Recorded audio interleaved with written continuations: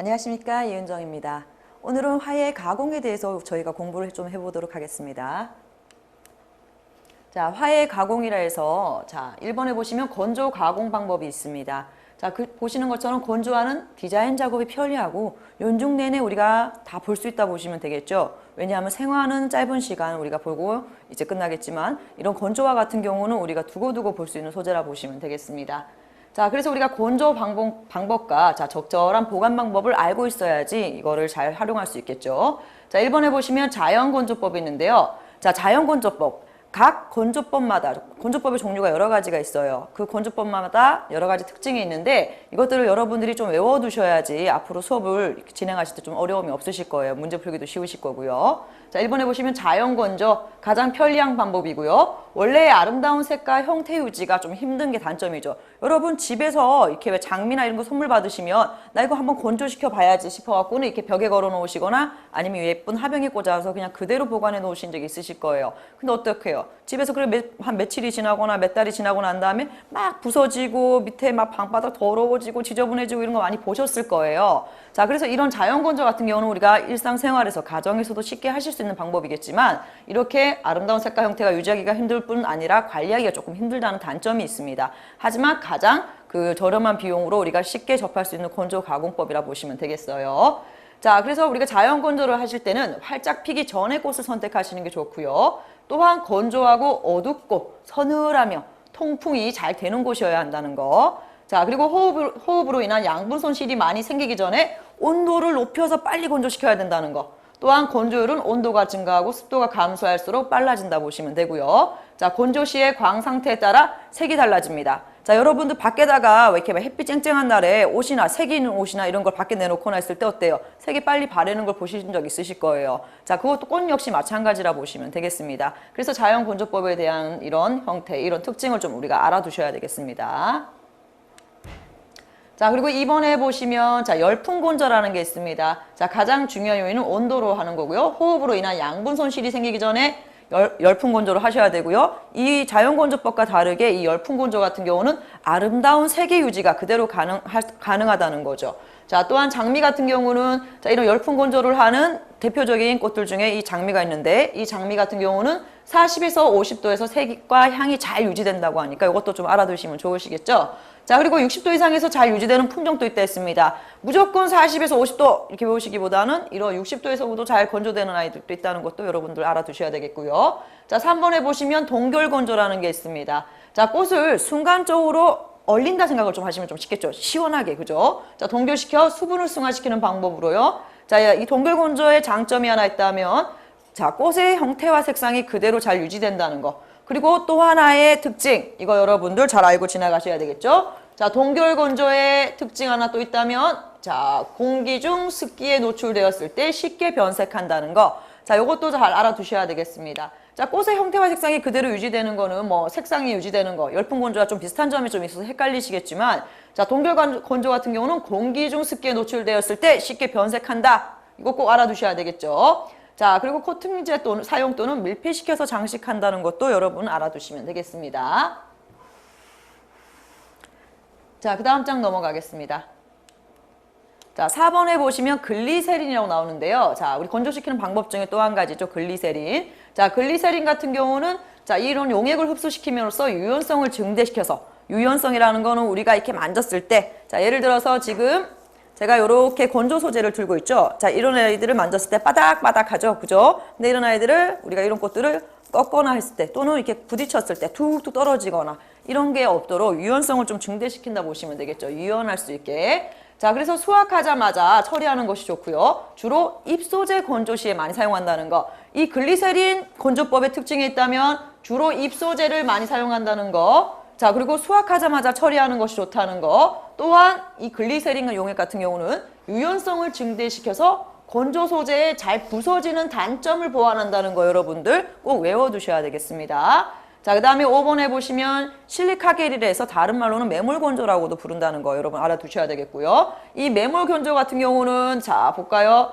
자, 1번, 첫 번째 보시면 뭐 규산의 건조 상태인 게 강한 흡수력을 갖고 있다 했습니다. 자, 강한 흡수력을 갖고 있는 게 바로 매몰 건조라 보시면 되고요. 자, 건조 후 꽃의 수축과 형태에 변화가 적어서 아름다운 모습을 유지할 수 있다 보시면 되겠죠. 자, 건조를 시켰어요. 한마디로 수분이 없으면 어때요? 꽃들이 막 말라 비틀어지고 하는 거 보신 적 있을 거예요. 자, 그런 수축을 조금 더 없앨 때 사용하는 건조법이 이런 실리카겔 건조법이라는 거, 매몰 건조법이라는 거 여러분 알아두시면 되겠고요.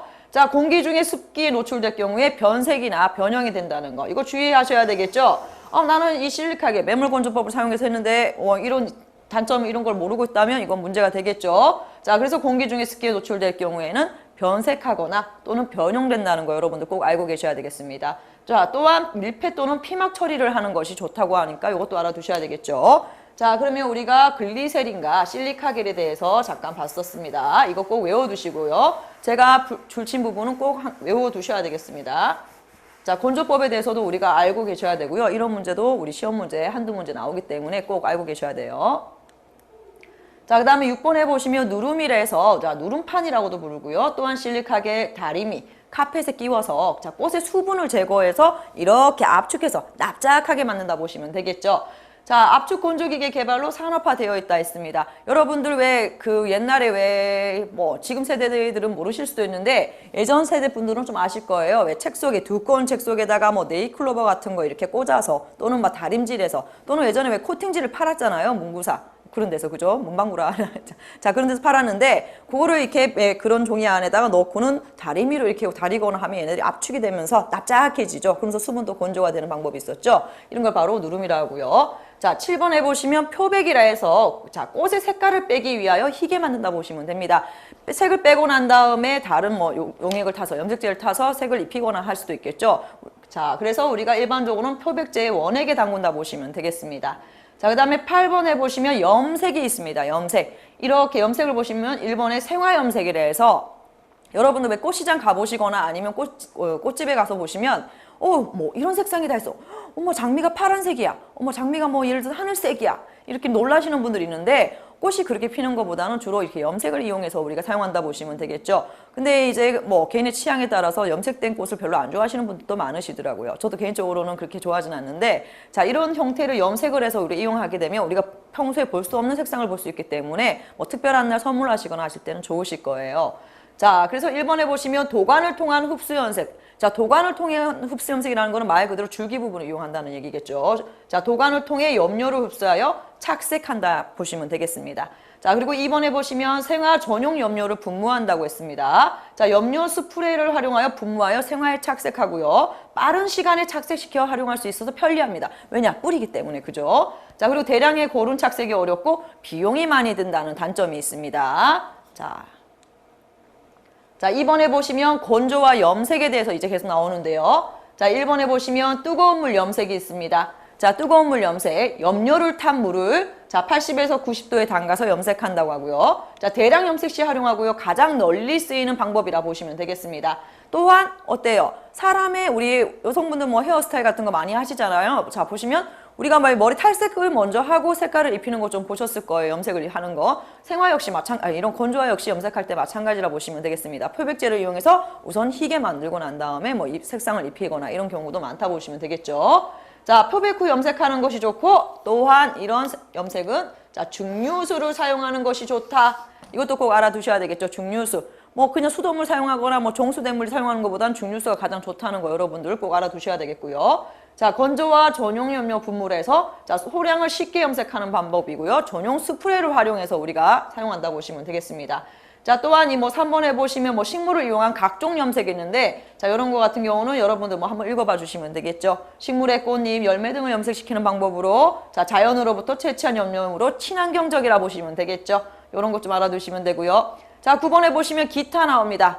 아파라에서 자, 꽃이나 잎을 흡수지를 통하여 평면 쪽으로 눌러서 건조시키는 방법이라 보시면 되고요. 손쉽게 재료를 구할 수 있고 자연 채취가 가능하다 했습니다. 또한 평면 장식에 활용적이고요. 실용성이 높다 했습니다. 벽면에 우리가 걸어서 장식하거나 할 때도 좋다 보시면 되겠죠. 왜냐, 입체적이진 않기 때문에 아주 자리 공간 차지를 덜 한다 보시면 되겠습니다.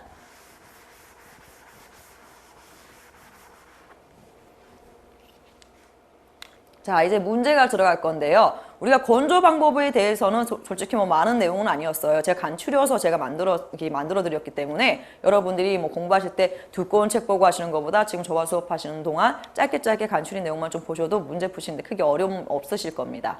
자, 1번에 보시면 매몰 건조 시 주의점으로 옳지 않은 것을 찾으려 했습니다. 1번 건조 전에 물방울을 제거한다. 이건 당연한 기본입니다. 그죠? 물방울을 제거하셔야지 습기가 많이 없다 보시면 되겠죠. 아니면 습기가 만약에 물방울이 있거나 했을 경우에는 빨리 썩거나 부패되기 쉽다 보시면 되겠죠. 자, 2번에 보시면 꽃은 완전히 개화 후 채취해서 건조한다. 이게 틀렸죠. 자, 정답이 아닌 것은 2번이 되겠습니다. 자, 그리고 2번에 보시면 다음 중 자연건조법을 사용하기 힘든 소재를 찾으려 했습니다. 장미, 자, 로단색, 아킬레아.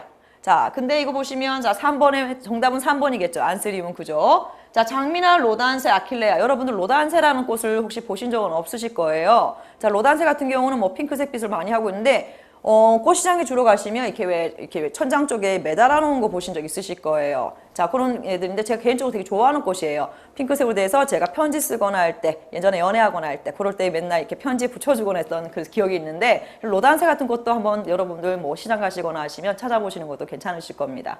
자, 그래서 정답은 3번이라는 거 알고 계시면 되고요. 자, 3번에 보시면 자, 건조화를 염색할 때 사용되는 물의 조건으로 이상적인 걸 찾으려 했습니다. 생수, 자, 수돗물. 자, 3번에 보면 정수된 물, 4번에 보면 중류수가 나오죠. 자, 정답은 4번 중류수가 되겠습니다. 여러분들 이런 문제 틀리시면 안 됩니다. 이런 문제는 완전 보너스 문제나 다름이 없기 때문에 꼭 알고 계셔야 되겠죠. 자, 그 다음에 4번에 보시면 글리세린 건조에 대한 설명으로 알맞은 것을 찾으라 했습니다. 자, 1번에 보시면 수확하자마자 처리하는 것이 좋으며 공기 중에 노출되었을 때 쉽게 변색된다. 자, 2번 비용이 가장 적게 들고 색깔 형태를 유지하기 쉽다. 자, 3번 중간 매개로 실리카겔이 이용된다. 매몰 건조. 자, 4번 유연성이 있어 건조화의 단점인 잘 부서지는 점을 보완할 수 있다. 자, 정답은 4번이라 보시면 되겠죠. 제가 아까 전에 글리세린 건조법 같은 경우는 자, 우리가 건조를 시켰을 때 바닥바닥하고 부서지는 점을 보완할 수 있다 했습니다. 왜냐? 유연성이 있게 만들게 하기 위해서 이런 지금 글리세린 용액을 사용한다 보시면 되겠죠. 자, 그래서 정답은 4번이 되겠습니다. 자, 5번 문제 들어가겠습니다. 자, 다음 중 각 건조법에 대한 설명으로 바르지 않은 것을 찾으려 했습니다. 자, 1번에 보시면 동결 건조라 해서 자, 건조의 진행을 마친 후에도 공기 중에 노출 시 쉽게 색이 변하지 않는다 했는데 오히려 공기 중에 노출했을 때는 색이 쉽게 변한다 보시면 되겠죠.